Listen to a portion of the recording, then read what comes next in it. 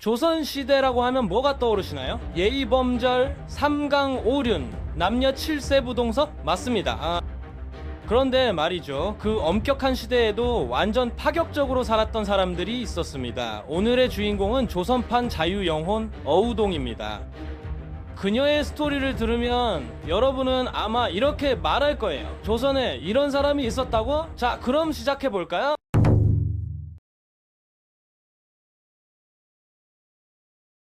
1440년경 충청도 음성에 잘나가는 집안에서 한 여성이 태어났습니다.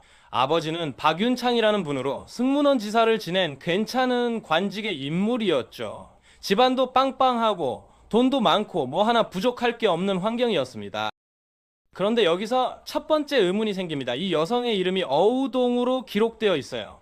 박시성도 빠져있죠. 뭔가 이상하지 않나요? 사실 어우동은 본명이 아닙니다. 본명은 박구마로 추정되는데요.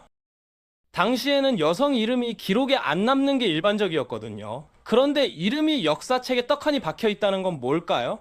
네, 맞습니다. 엄청나게 유명했다는 뜻이죠. SNS로 치면 조선시대 인플루언서급이었던 겁니다.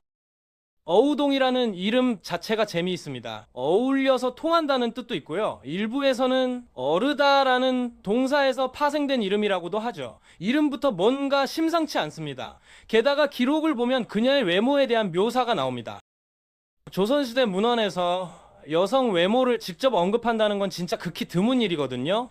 아리따다고 써놨으면 정말 빼어난 미인이었던 거죠. 요즘으로 치면 연예인급 비주얼이었다고 보시면 됩니다. 집안 좋고 돈 많고 얼굴까지 예쁜 이 여성에게 혼담이 들어옵니다. 근데 이 혼담이 보통이 아니에요. 어디서 왔냐고요? 바로 왕가에서 온 겁니다. 대박이죠? 상대는 태종의 서증 손자인 태강수 이동이었습니다. 효령대군의 손자예요. 한마디로 조선 왕의 프리미엄 매치였던 겁니다. 이건 뭐 로또 당첨 수준이 아니라 메가 로또급이었죠.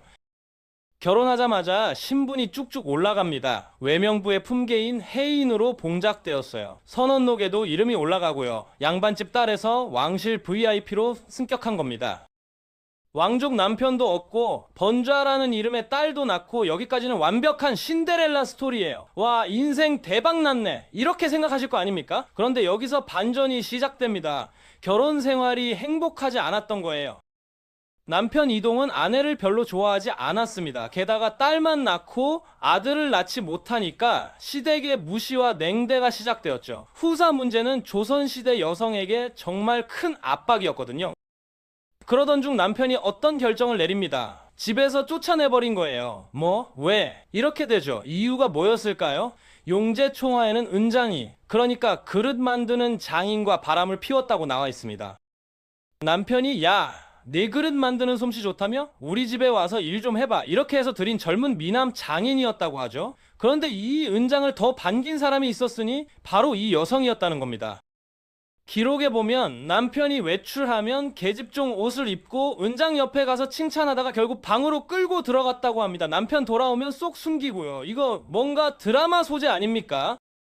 근데 재미있는 건 조선왕조실록에는 완전 다른 내용이 나옵니다. 성종 7년 기록을 보면 태강수 이동이 연경비라는 기생을 사랑해서 아내를 모함했고 조사 결과 무고로 밝혀졌다고 나와 있어요. 그래서 일시적으로 관직을 빼앗기고 아내와 재결합하라는 명을 받았지만 무시하고 아내를 내쫓았다고 기록되어 있죠. 그러니까 누가 먼저 바람을 피웠는지는 좀 불명확한데 어쨌든 둘 다가 있었던 것 같습니다. 부부 케미가 안 맞았던 거죠. 결국 여성은 집에서 쫓겨나게 됩니다. 왕명을 어긴 태강수 이동은 나중에 다시 관직을 받았지만요. 왕족 특권이죠. 명문가 며느리였던 이 여성에게는 청천벽력 같은 일이었습니다. 집에서 쫓겨났지만 친정에서도 받아주지 않는 처지였어요. 공식 이혼도 아니라 재혼도 불가능했고요. 진퇴양난이었던 겁니다. 그래서 그녀는 결심합니다. 좋아, 그럼 나 이제 자유롭게 살래? 양반 여성의 삶 따위는 집어치우고 완전히 다른 인생을 살기로 한 거죠. 여기서부터 어우동으로 알려진 이 여성의 진짜 이야기가 시작됩니다. 그녀는 심지어 정식으로 기녀교육까지 받고 기생이 됩니다. 길을 가다가 만난 한 남자와 사랑을 나누게 되는데 문제는 이 남자가 누구였냐는 거예요. 바로 전 남편 태강수 이동의 육촌 동생 방산수 이난이었습니다. 육촌이면 엄청 가까운 친척이잖아요. 법적으로는 근친 금기를 깬 거였어요. 왕실 스캔들로 번질 수 있는 대형 사고였는데도 둘은 신경 안 쓰고 계속 만났습니다. 요즘으로 치면 엄청난 막장 드라마죠.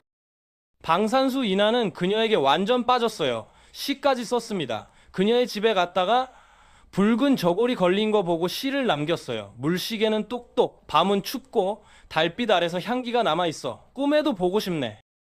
완전 사랑에 빠진 남자의 모습이죠. 그녀도 방산수 인한을 향한 마음을 특별하게 표현합니다. 어떻게 했냐고요? 문신을 새긴 겁니다. 조선시대의 문신이요. 네, 맞습니다. 유교 사상에서는 부모님께 받은 몸에 상처 내는 거 금기였거든요. 근데 그녀는 그런 거 신경 안 써요. 먹을 갈아서 바늘로 피부에 이름을 새긴 겁니다. 엄청 아픈 방법인데도 말이죠. 근데 놀라운 게 뭐냐면요. 그녀 몸에 새겨진 이름이 방산수 인한만이 아니었습니다. 박경창이라는 이름도 있었어요. 이 사람은 의학을 공부하는 유망한 의학도였습니다. 다른 팔에 새긴 거죠.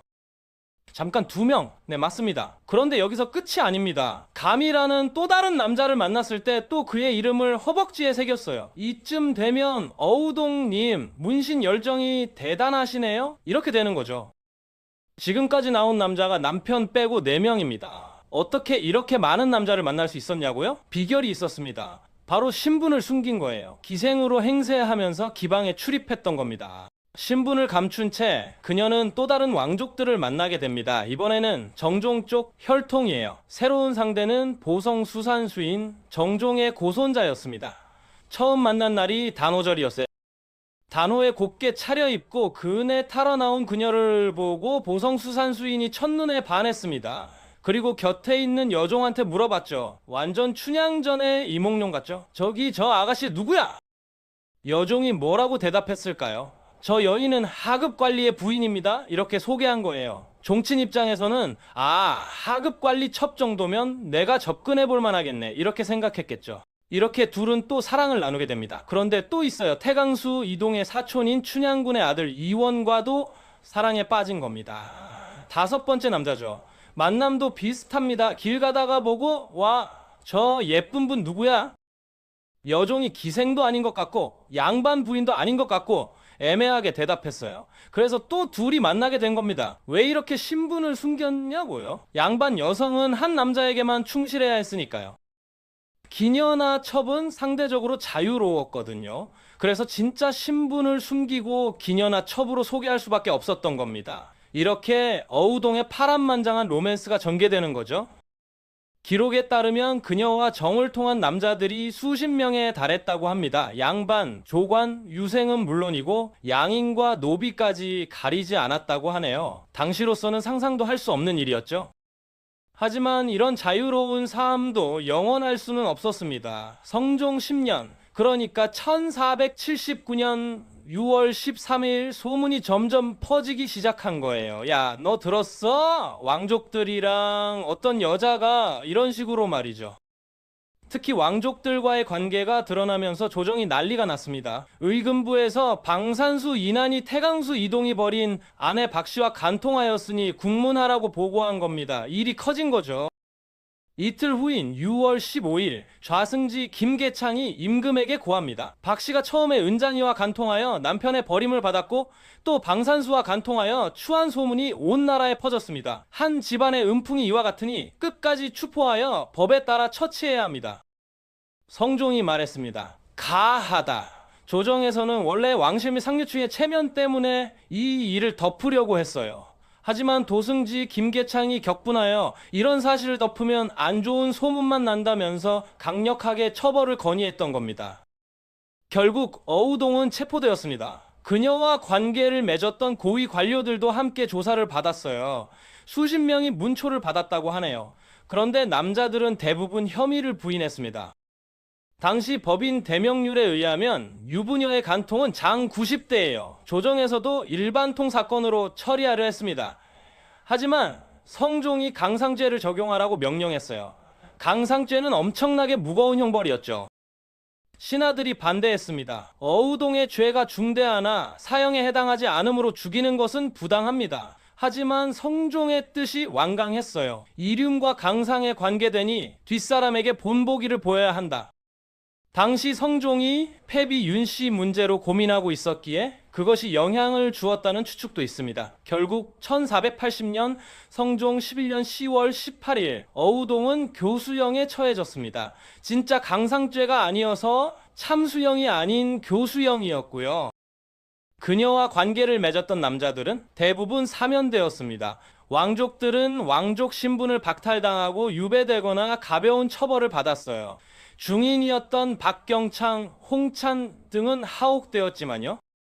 어우동만 혼자 사형당하여 동정 여론이 일기도 했습니다. 당시로서는 매우 차별적인 처벌이었거든요. 조선 왕조가 새로운 사회 전통을 만들고 여성에 대한 규범을 강화하는 과정에서 어우동은 본보기가 되어버린 겁니다. 어우동의 자유분방한 삶은 이렇게 막을 내렸습니다. 조선시대 최고의 자유영혼이었던 어우동. 그녀는 규율과 격식의 시대에 자신만의 방식으로 살았던 인물이었습니다. 겉으로는 엄격해 보이던 조선 사회에도 이렇게 파격적인 이야기들이 있었던 거죠.